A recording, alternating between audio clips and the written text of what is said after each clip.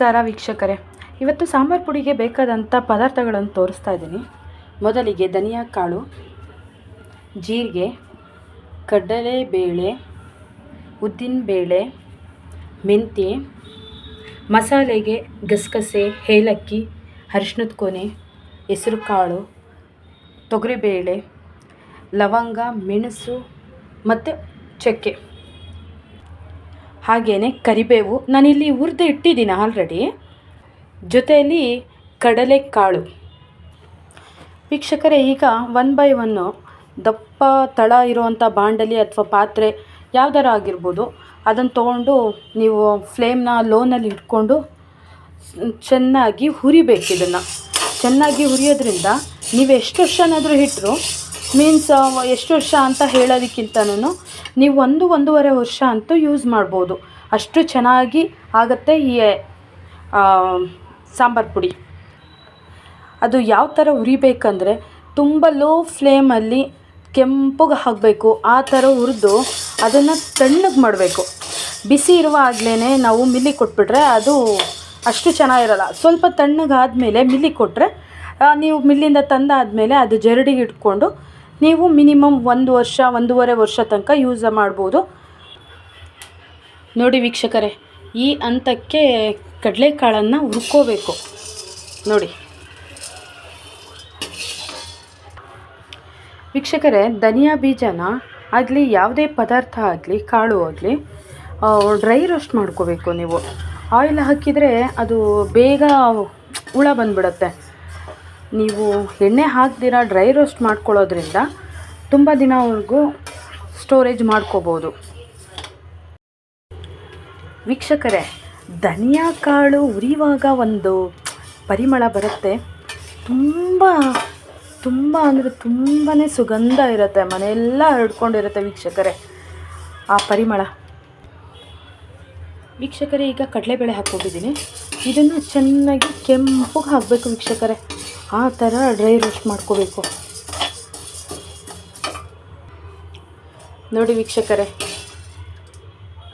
ಈ ಹಂತಕ್ಕೆ ಹುರ್ಕೋಬೇಕು ವೀಕ್ಷಕರೇ. ಉದ್ದಿನಬೇಳೆ ಹಾಕ್ಕೊಂಡಿದ್ದೀನಿ ವೀಕ್ಷಕರೇ. ಇದು ಅಷ್ಟೇ ಕೆಂಪುಗೆ ಹುರ್ಕೋಬೇಕು ಇದನ್ನು. ನೋಡಿ ವೀಕ್ಷಕರೇ, ಈ ಕಲರ್ ಬರಬೇಕು.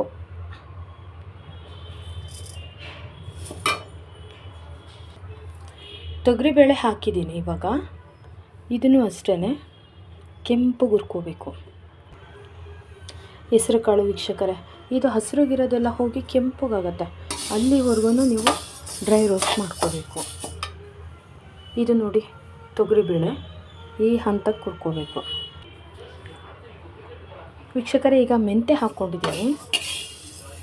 ಮೆಂತ್ಯನೂ ಅಷ್ಟೇ, ಅದು ಚಟಪಟ ಅಂತ ಸಿಡಿಬೇಕು ಕೆಂಪುಗಾಗಿ. ಅಲ್ಲಿವರೆಗೂ ಹುರ್ಕೋಬೇಕು. ಹೆಸರು ಕಾಳು ನೋಡಿ, ಮೆಂತ್ಯ ಈ ಹಂತಕ್ಕೆ ಕೆಂಪು ಹುರ್ಕೋಬೇಕು. ಇವಾಗ ಜೀರಿಗೆ ಹಾಕ್ಕೊಂಡಿದ್ದೀನಿ. ಜೀರಿಗೆನೂ ಅಷ್ಟೇ ಚಟಪಟ ಅನ್ನೋ ಆಗ ತೆಗೆದುಬಿಟ್ರೆ ಆಯಿತು. ವೀಕ್ಷಕರೇ, ಲವಂಗ ಹಾಕ್ಕೊಂಡಿದ್ದೀನಿ ನೋಡಿ. ಜೀರಿಗೆ, ಲವಂಗ ಜೊತೆಲಿ ನಾನು ಮೆಣಸು ಕೂಡ ಹಾಕ್ಕೋತಾ ಇದ್ದೀನಿ. ಚಕ್ಕೆ ಹಾಕ್ಕೊಂಡಿದ್ದೀನಿ ವೀಕ್ಷಕರೇ. ನಮ್ಮನೇಲಿ ಸ್ವಲ್ಪ ನಾವು ಮಸಾಲೆ ಪದಾರ್ಥಗಳು ಜಾಸ್ತಿ ಮಾಡೋದ್ರಿಂದ ಸ್ವಲ್ಪ ಮಸಾಲೆ ಐಟಮು ನಾನು ಜಾಸ್ತಿ ತೊಗೊಂಡಿದ್ದೀನಿ. ನಿಮಗೆ ಎಷ್ಟು ಬೇಕಾಯ್ತೋ ಅಷ್ಟು ತೊಗೊಂಡ್ರೆ ಆಯಿತು. ನಾನು ಸ್ವಲ್ಪ ಚಕ್ಕೆ, ಮೆಣಸು, ಲವಂಗ, ಏಲಕ್ಕಿ ಎಲ್ಲ ಒಂದು ಸ್ವಲ್ಪ ಕ್ವಾಂಟಿಟಿ ಜಾಸ್ತಿ ತೊಗೊಂಡಿದ್ದೀನಿ. ನಿಮ್ಮ ರುಚಿಗೆ ತಕ್ಕಷ್ಟು ನೀವು ಕ್ವಾಂಟಿಟಿ ಮಾಡಿಕೊಂಡ್ರೆ ಆಯಿತು. ವೀಕ್ಷಕರೇ, ಏಲಕ್ಕಿ ಹಾಕಿದ್ದೀನಿ. ಇದನ್ನು ಅಷ್ಟೇ ಹುರ್ಕೋಬೇಕು. ಇದು ಪರಿಮಳನೇ ತುಂಬ ಚೆನ್ನಾಗಿ ಬರುತ್ತೆ ವೀಕ್ಷಕರೇ. ಹಾಗೆ ಇದ್ರ ಜೊತೆಲೇ ಗಸಗಸೆ ಹಾಕ್ಕೋತಾ ಇದ್ದೀನಿ. ಗಸಗಸೆ ಮತ್ತು ಏಲಕ್ಕಿ ಹುರ್ಕೊಂಡಿದ್ದೀನಿ. ಹಾಗೆ ಅಕ್ಕಿ ನಾನು ಹೇಳಿರಲಿಲ್ಲ, ಇದು ಅಷ್ಟೇ, ಅಕ್ಕಿನೂ ಅಷ್ಟೇ ಕೆಂಪಗೆ ಹುರ್ಕೋಬೇಕು ವೀಕ್ಷಕರೇ. ಕೆಲವೊಬ್ರು ಅಕ್ಕಿ ಹಾಕ್ತಾರೆ, ಕೆಲವೊಬ್ರು ಅಕ್ಕಿ ಹಾಕಲ್ಲ. ನಮ್ಮ ಕಡೆಯಲ್ಲೆಲ್ಲ ನಾವು ಅಕ್ಕಿ ಹಾಕ್ತೀವಿ, ಏಕೆ ಅಂದರೆ ಸಾಂಬಾರು ಸ್ವಲ್ಪ ಗಟ್ಟಿ ಬರಲಿ ಅನ್ನೋ ಕಾರಣಕ್ಕೋಸ್ಕರ. ವೀಕ್ಷಕರೇ ನೋಡಿ, ಅಕ್ಕಿ ಈ ಹಂತಕ್ಕೆ ಇಷ್ಟು ಕೆಂಪಗೆ ಹುರ್ಕೋಬೇಕು. ಕೊನೆಯದಾಗಿ ಅರಿಶಿನ ಕೊಂಬು ಹಾಕ್ಕೊಂಡಿದ್ದೀನಿ. ಇದನ್ನು ಅಷ್ಟೇ ಹುರಿದ್ಬಿಟ್ಟು ಜಜ್ಜಿ ಸಣ್ಣದಾಗಿ ಪುಡಿ ಮಾಡಿ ಹಾಕಬೇಕು. ವೀಕ್ಷಕರೇ ನೋಡಿ, ಜೀರಿಗೆ, ಕಡಲೆಕಾಳು, ಕರಿಬೇವು, ಧನಿಯಾ, ಉದ್ದಿನಬೇಳೆ, ತೊಗರಿಬೇಳೆ, ಗಸಗಸೆ, ಏಲಕ್ಕಿ, ಲವಂಗ ಮತ್ತು ಮೆಣಸು, ಅಕ್ಕಿ, ಮೆಂತ್ಯ, ಚಕ್ಕೆ, ಅರಿಶಿನ, ಹೆಸರುಕಾಳು ಎಲ್ಲವನ್ನು ಸೇರಿ ಎಲ್ಲ ಮಿಕ್ಸ್ ಮಾಡಬೇಕು ವೀಕ್ಷಕರೇ. ಎಲ್ಲ ಮಿಕ್ಸ್ ಮಾಡಿಬಿಟ್ಟು ನಂತರ ಇದನ್ನು ನೀರಿಗೆ ಕೊಡಬೇಕು. ನೀರಿಗೆ ಕೊಟ್ಟಂಗೆ ನಮಗೆ ಸುಗಂಧ ಪರಿಮಳವಾದ ಒಳ್ಳೆ ಸಾಂಬಾರು ಪುಡಿ ರೆಡಿ ಆಗುತ್ತೆ. ವೀಕ್ಷಕರೇ, ಲೈಕ್ ಮಾಡಿ, ಶೇರ್ ಮಾಡಿ, ಸಬ್ಸ್ಕ್ರೈಬ್ ಮಾಡಿ.